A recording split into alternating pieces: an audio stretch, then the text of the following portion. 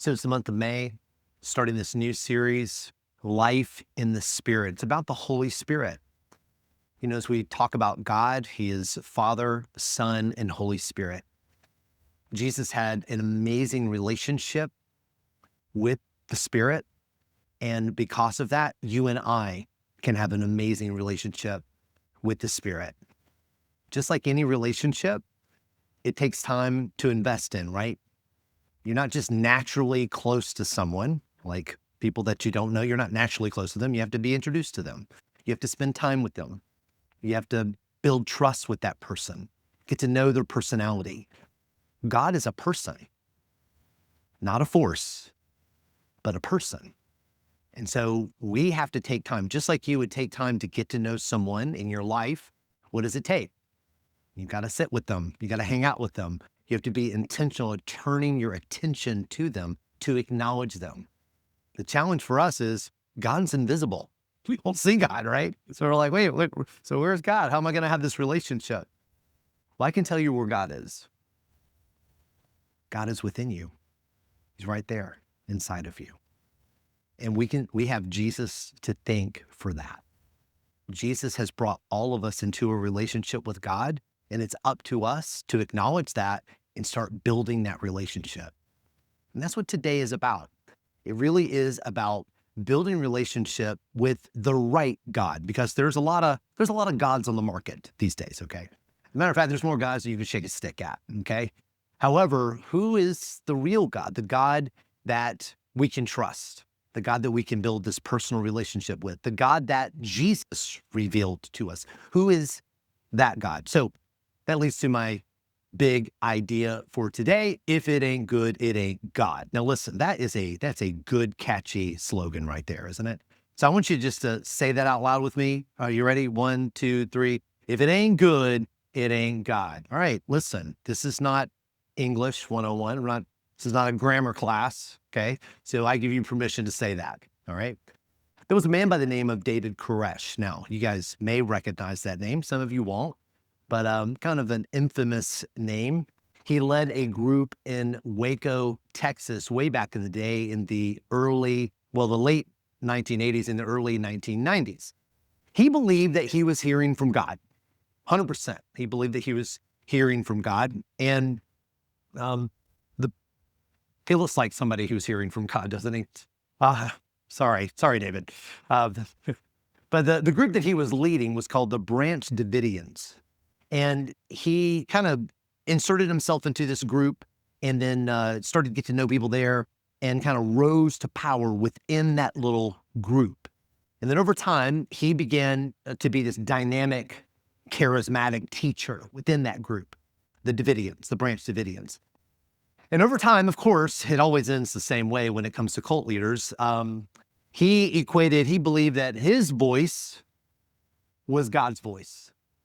His interpretation of the scripture was the only interpretation of scripture.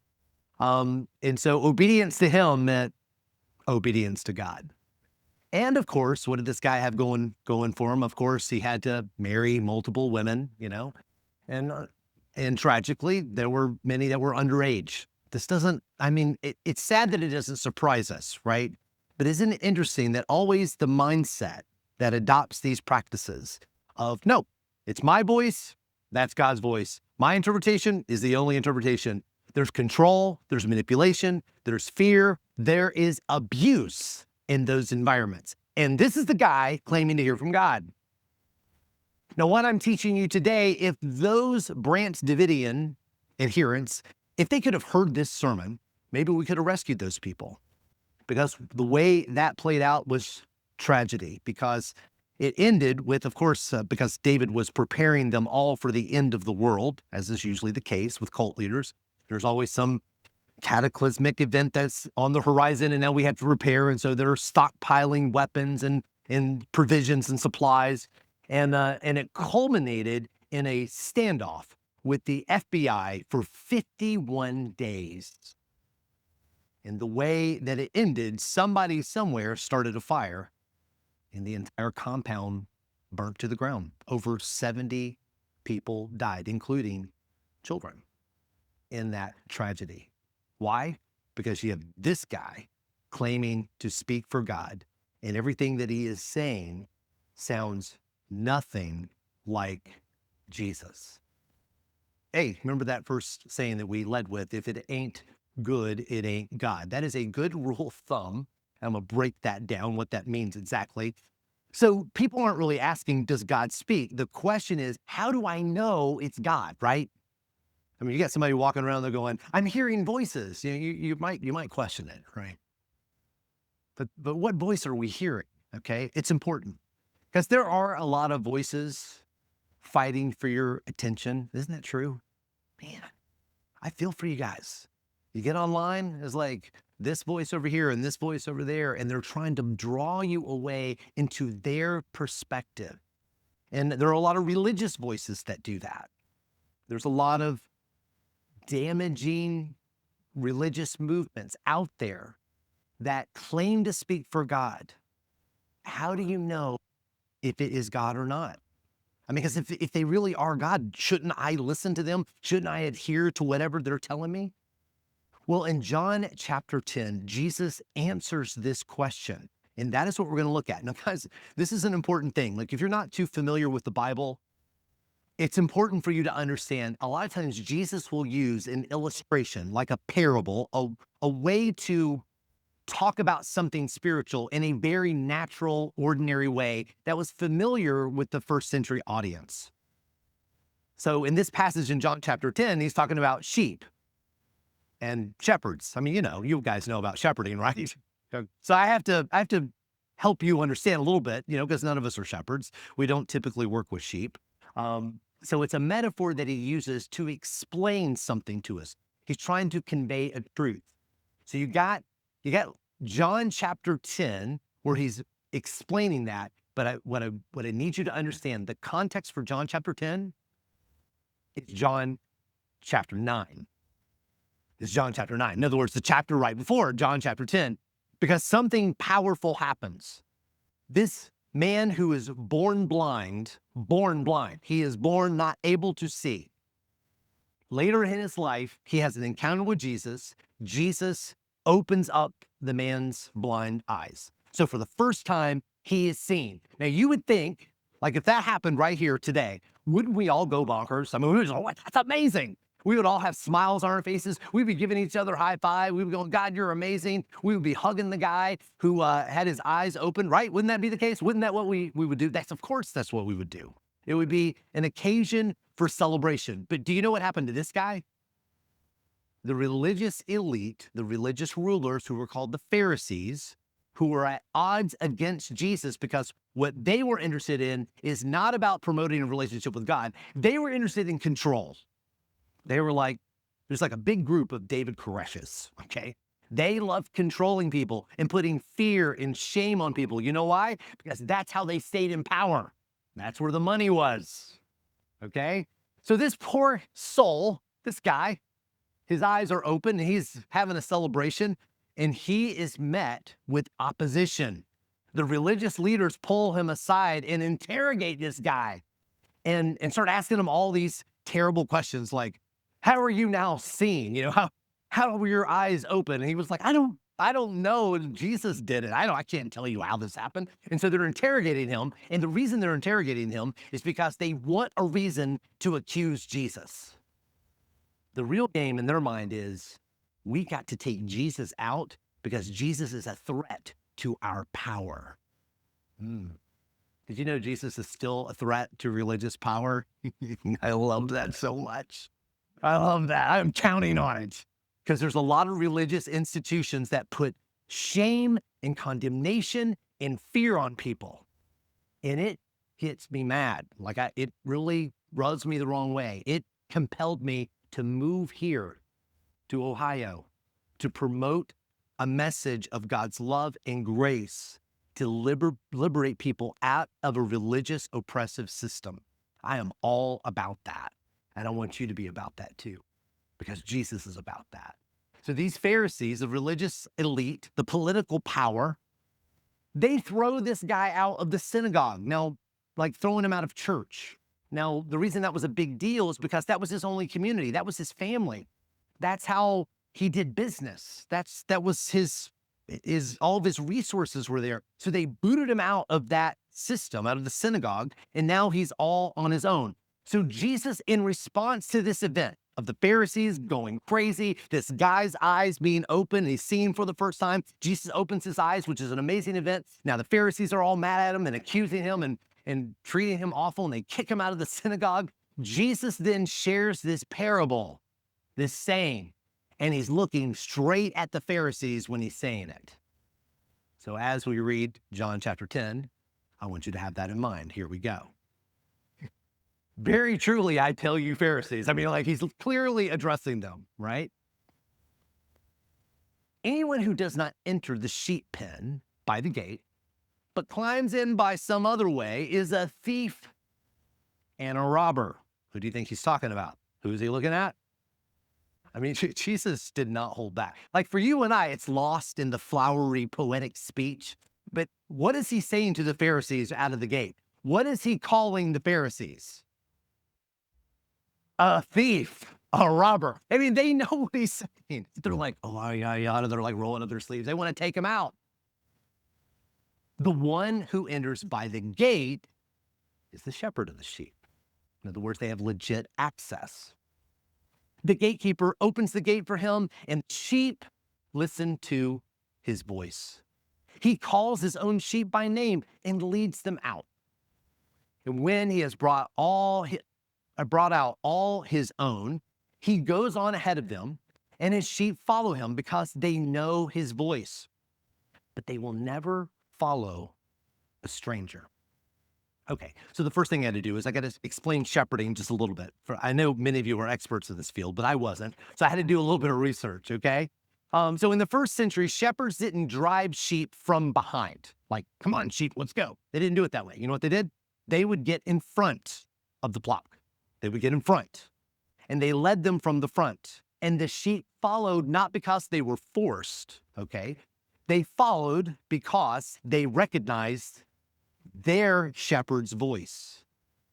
They'd be like, come on, sheep, and so they would, whatever you say to sheep, he would say that, and the sheep would follow him. Now at night, multiple flocks would be brought into one shared sheepfold. So imagine a big gate, and all these different sheep that belonged to different shepherds were crammed into the sheep pen. Why? Because if they weren't crammed in there, they would just go wandering off and they would lose them. So you had a gatekeeper who would make sure that all these sheep are in the right place.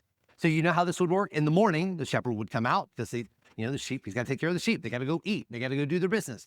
So the shepherd would open up the gate and he would call for his sheep. Hey, sheep, whatever, team sheep. I don't know what he would call them. They would all come out. Just his sheep would come out and follow him out of the gate, out of the sheep pen. Isn't that wild? Why? Because they recognize their shepherd's voice. Do you know why they recognize their shepherd's voice? Because that's the guy that fed them. That's the guy that gave them water. Guys, this is not complicated, okay? Me eat now. Sheep are not smart, okay? Me drink now, Hey, that's the guy that rescued me from a ditch because I'm always doing that, So that's how you have to think about it. So he calls for the sheep and the sheep just follow him out. They would be separated.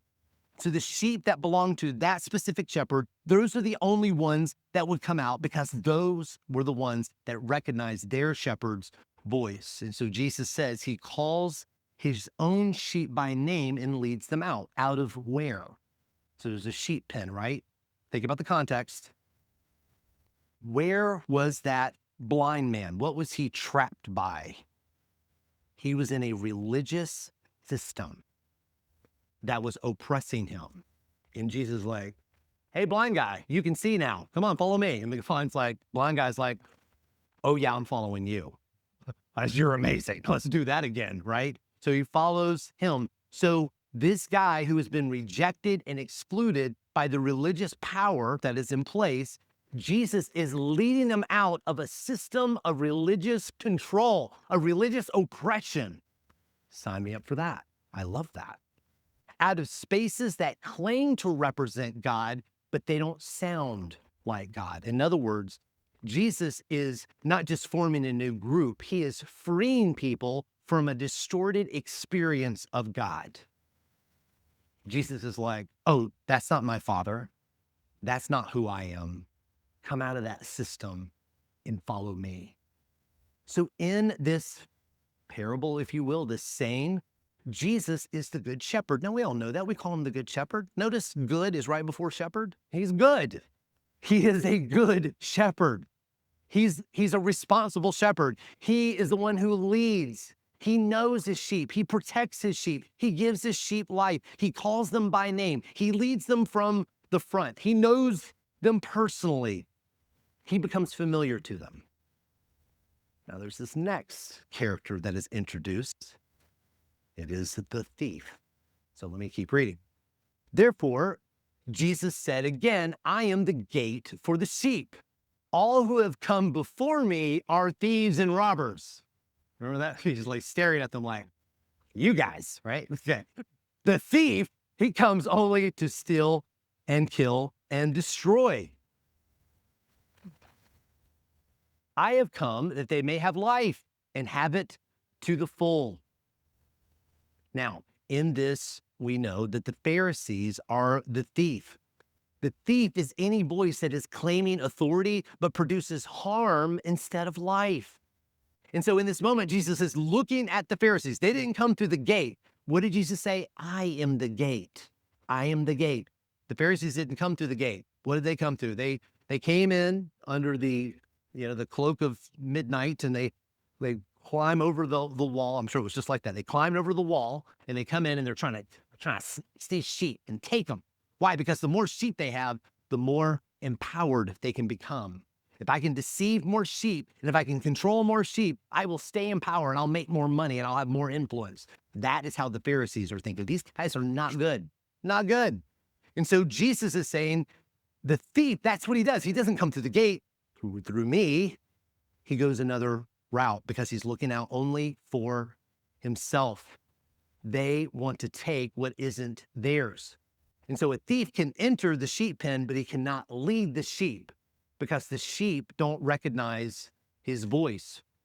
So remember what I said before, when Jesus is calling his sheep will recognize his voice and they will follow him. When the good shepherd is calling his sheep, only his sheep will come out. If it's a thief that comes in another way, calls for the sheep, they're not going to listen. Why?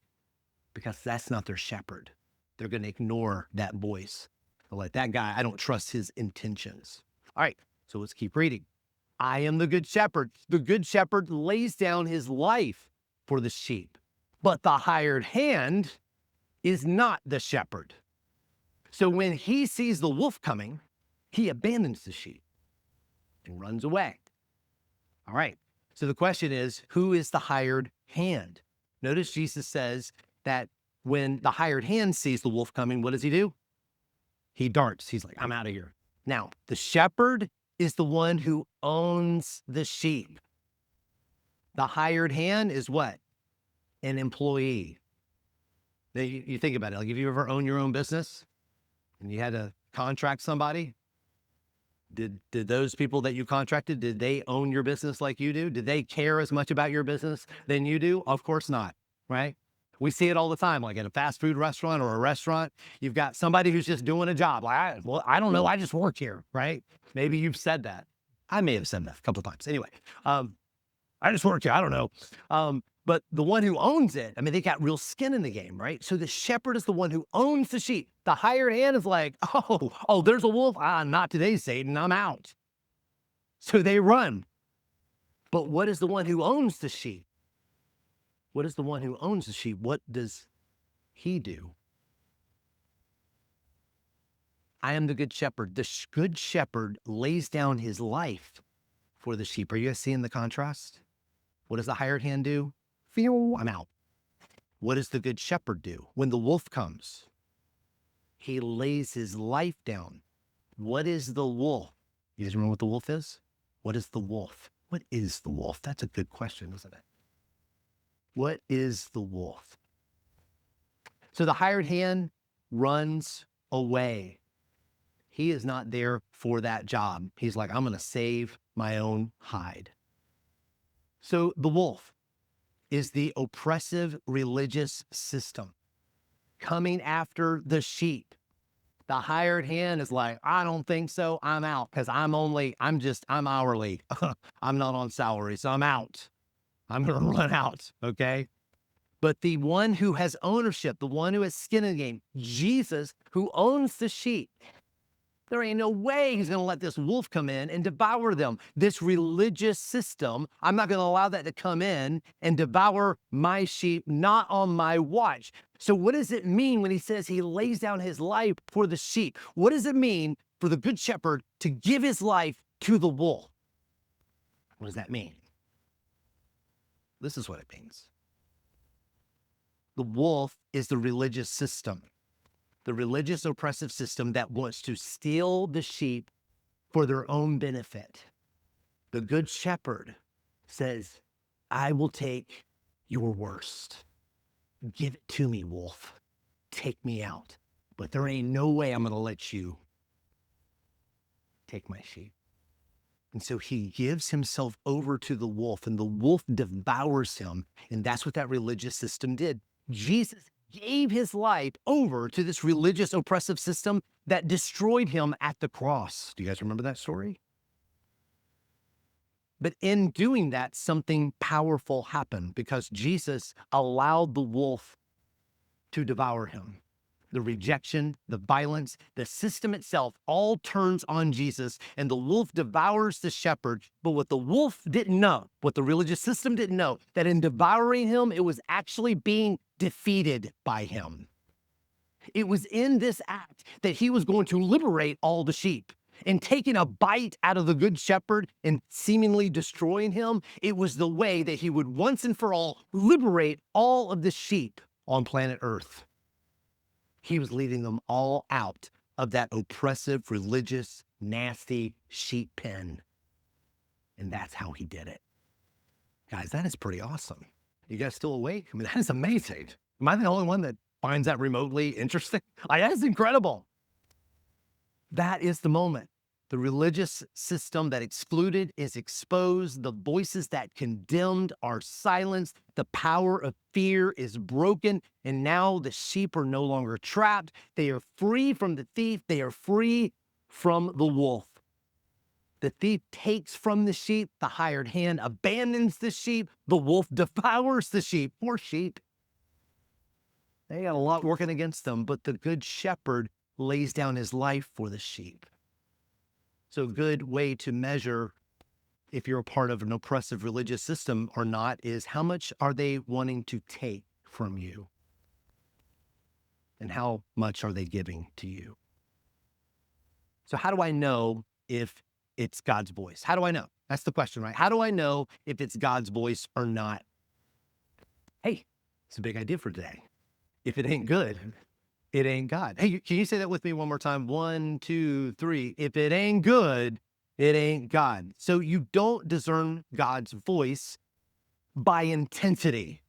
Oh, it was like thunder. The earth was shaking underneath me. It had to be the voice of God. You discern it by character. Does it sound like Jesus? Does it sound good? Because there are two voices. There's this voice of accusation. It says things like this. Maybe you've heard this voice. You're not enough. You failed. You don't belong. I know I've heard of people that have said, not of this place, but of other churches I pastor, they come into the parking lot and they have this overwhelming sense that this voice speaking to them, you don't belong here. You're not enough. Who do you think that is speaking to them? That's the wolf. That's the Pharisee. Hopefully it's not one of our greeters, right? So that's the voice of the enemy. Did you know that the word Satan in Hebrew, it just means accuser, the one who accuses. And so the voice of Satan, the voice of the devil is the one that accuses, that oppresses and pushes you down, doesn't lift you up. His voice says things like this, and it's sometimes parroted to people who claim to hear from God and be religious. You're not enough. You failed. You don't belong. And they use things like pressure, fear, and shame. That's how you can judge whether or not this is the voice of God or not. It's very simple. It's like, well, I don't know the Bible. I don't have all these verses memorized. I'm going to give you a really good rule of thumb. Here's how you can know if it's the voice of God or not. Jesus says things like, you are mine, you are known, you belong.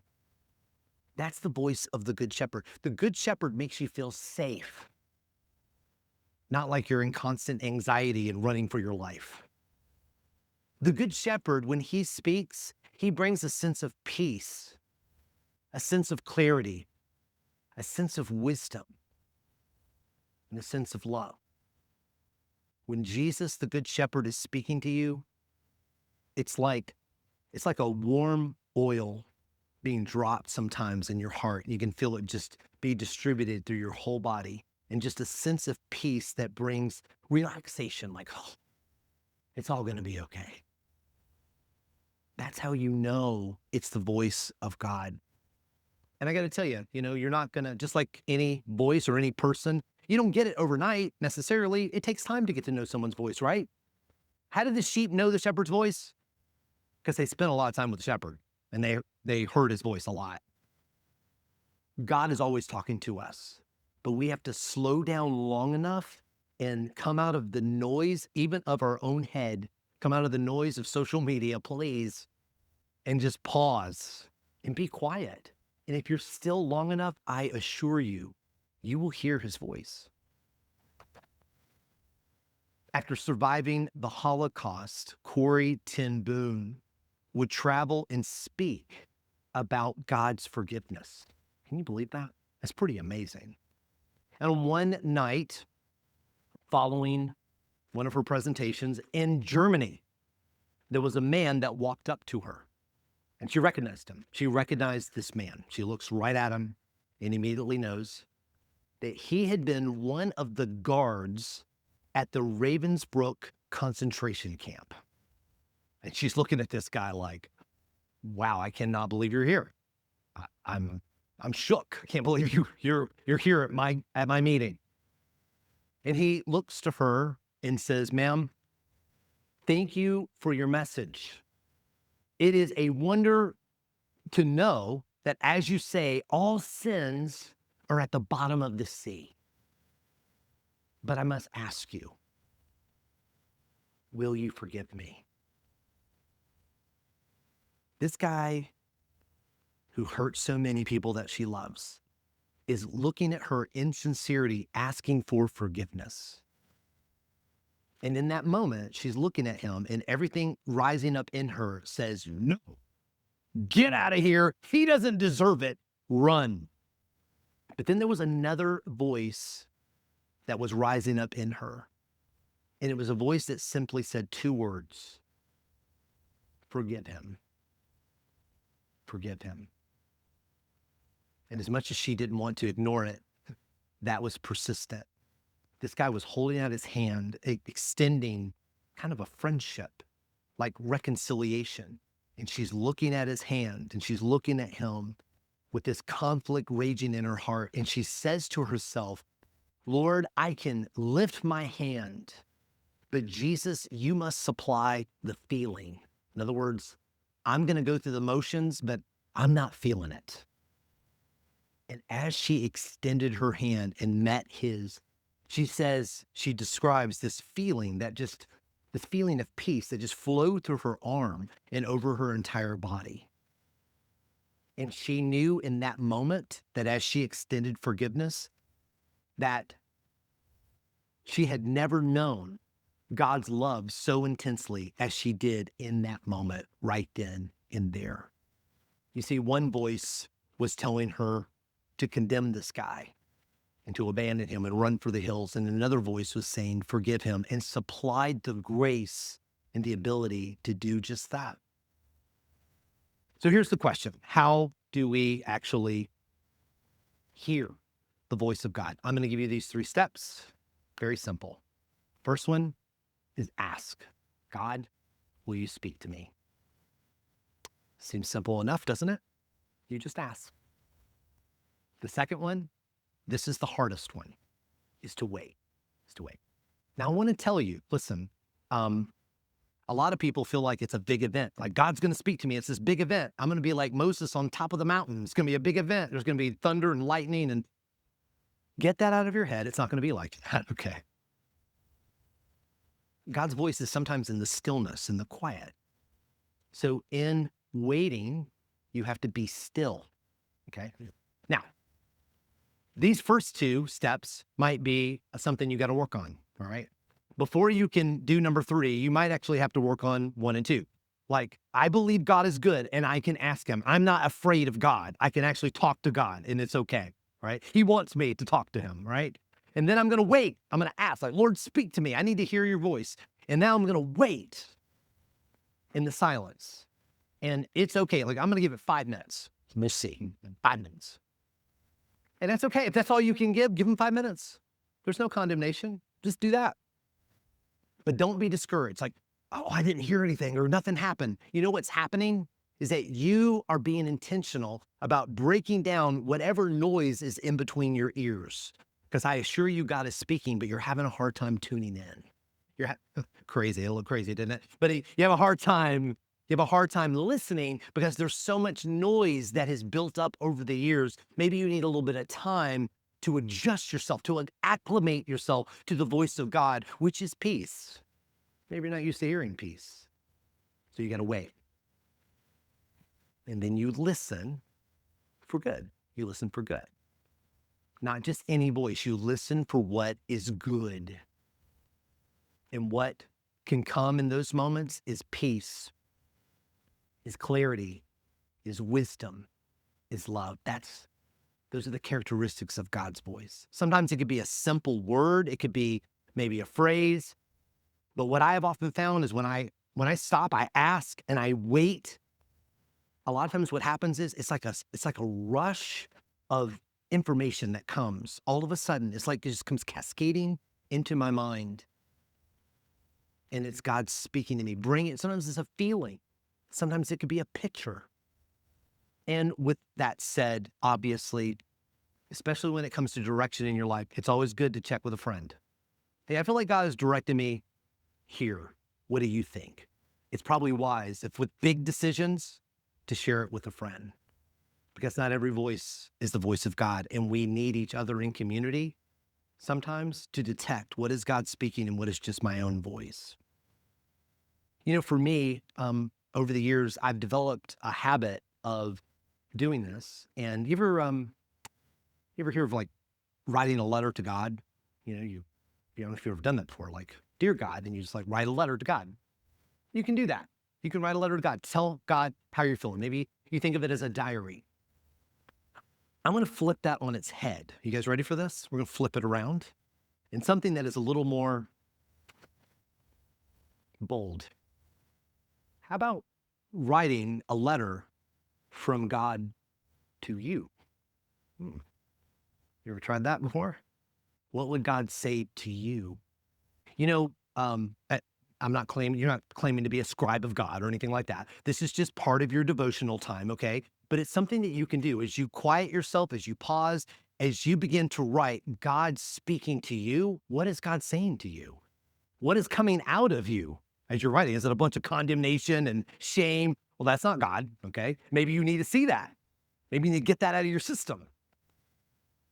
But you know what? As I have done that over the years, guys, I cannot tell you how many times God has met me in that place, and I find myself writing stuff that's coming out of me. I'm literally on the computer typing, and it's God's word to me, and it's very personal, and it really defies explanation. It's pretty powerful.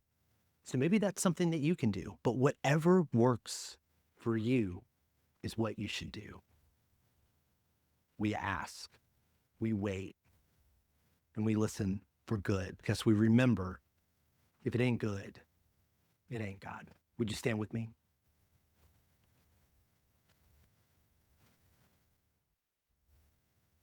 We're just going to take a moment right here and trust that God is going to speak to you. It may be in this moment. Maybe you're a little bit like me when you feel pressure to do something, you're like, that's not for me. Well, it's okay. It can happen later today. It's all right. It doesn't have to happen right. There is no pressure. But as a way to illustrate this and to give room for God to speak to us, let's take a moment right now. You can close your eyes, and I'm just going to kind of guide you through a prayer.